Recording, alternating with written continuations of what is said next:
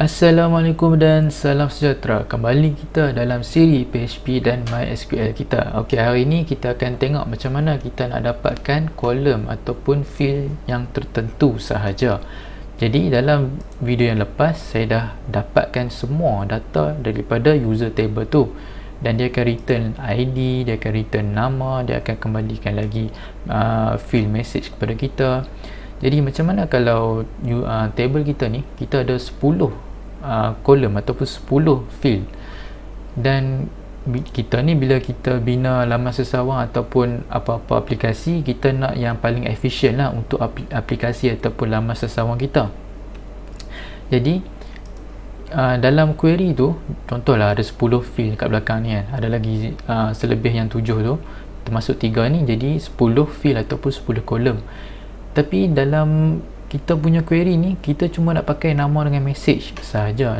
Jadi lagi 8 selebih 8 nya tu kita tak pakai pun, jadi merugikan lah kita punya query tu. Jadi sebab dia terpaksa return lebih daripada yang kita nak pakai. Okey, jadi mudah saja kat select all ni. Kalau anda perasan dalam video yang lepas, saya gunakan star ni supaya kita boleh dapatkan semua data daripada users tu. Dan bila saya cakap semua data tu, termasuklah ID, nama, message. Kalau ada lagi 7 kolom kat belakang ni, dia akan ambil semua kolom yang selebihnya tu, dia pun akan ambil juga dan dimasukkan ke dalam query dia. Dan dia akan dikembalikan juga ke dalam kita punya aplikasi ataupun dalam laman sesawang kita ni. Jadi bila ada 10 kolom tu, redundant lah kalau kita cuma guna 2 saja daripada 10 tu. Jadi contohlah sekarang ni kita ada 3 saja, jadi kita nak pakai nama dengan message sahaja. Jadi kita tulis saja nama dan message. Ini bermaksud kita akan mengambil semua data juga, kita akan mengambil semua row juga, cuma kita akan ambil kolom ataupun field yang kita akan mengambil kolom ataupun field nama dan message sahaja. Okey, jadi kita boleh tengok, saya akan save, refresh, dan kita akan masih dapat yang sama. Okey, contoh kalau kat sini saya delete ni, saya nak dapatkan ID dan nama.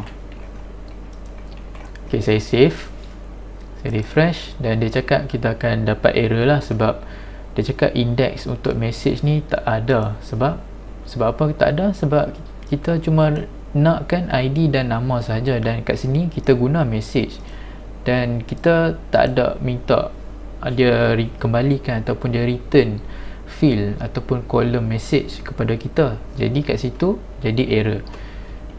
Jadi kita cuma guna apa yang kita minta saja. Macam kat sini kita akan tukar jadi ID dan kita akan tukar jadi nama untuk yang kedua ni. Okey, yang macam ni error akan hilang lah, sebab kita menggunakan apa yang kita pakai sahaja. Jadi kalau kita sekarang ni kita nak dapatkan nama dengan message sahaja, jadi kita gunakan nama dan message sahaja. Jadi kat sini saya guna ID dan saya guna nama kat sini, jadi dia akan error lah. Dia akan error sebab dia cakap ID, kita tak minta pun ID kat sini, tapi kita cuba nak menggunakan ataupun kita cuba akses kolom ID, jadi kat situ jadi error.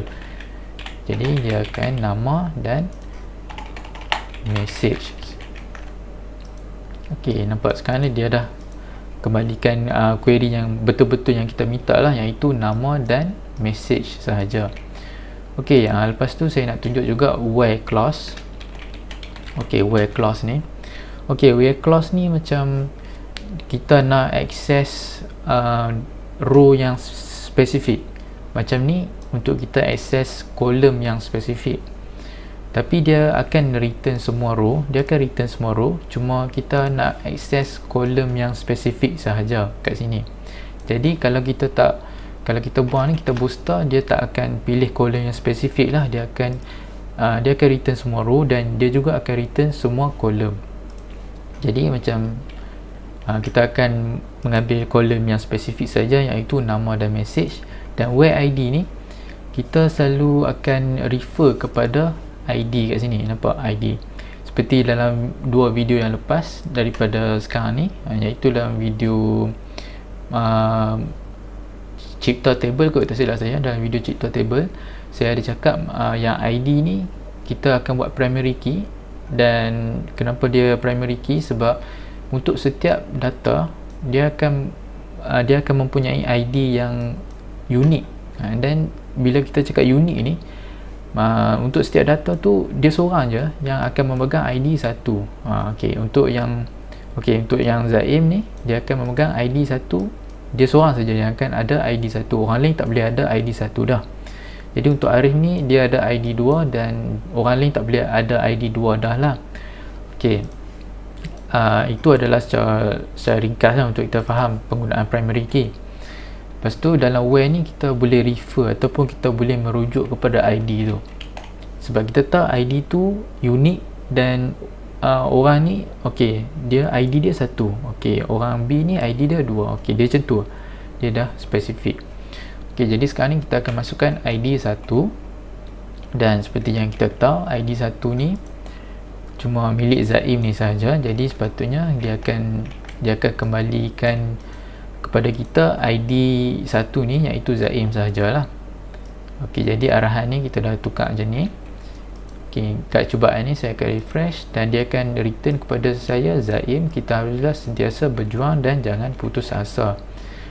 Jadi kalau kita masukkan ID 2 pula, ID 2 ni adalah milik kepada Arif ni. Jadi saya refresh dan dia akan return ID yang kedua, iaitu Arif, dengan message saya suka makan. Itu adalah cara macam mana kita nak dapatkan data secara spesifik dalam kita punya table.